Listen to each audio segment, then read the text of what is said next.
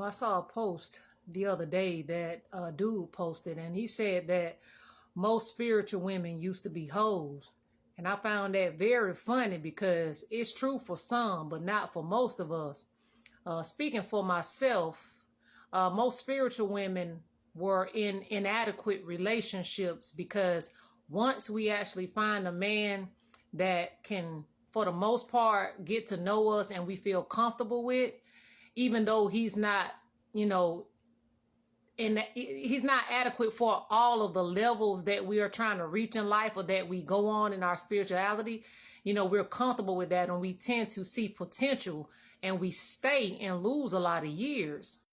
We tend to hold on to the few good sides or the good things about our men, and we overlook a lot of the bad parts because we are comfortable, in most ways with them, and we also like to have our space as well. So when a man can understand that, it's cool with us, but it ends up hurting us, in the long run.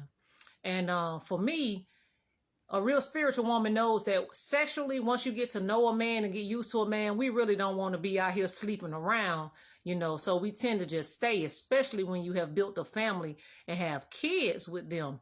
And a lot of men, they like me physically, but they won't approach me the higher on my spiritual level that I get as well.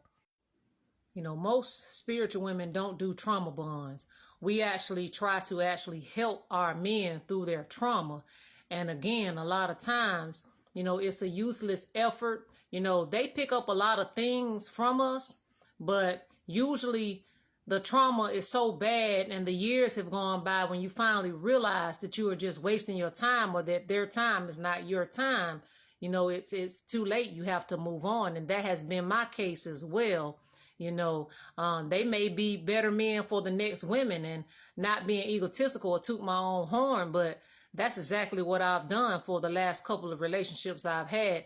They resent you, but they will go and be everything that you taught them how to be for the next woman because it makes them look like a king in, that next woman's eyes, and that's okay. So before you men get on here talking about every spiritual woman has used to be a hoe, no, it's just that you are attracted to whores. And, it just so happens that the ones that you are attracted to are into spirituality and you're intrigued by it. And a lot of times it's the ones that do so-called magic, and it usually is sex magic, if you know what I mean. But yeah, learn what's what, out here.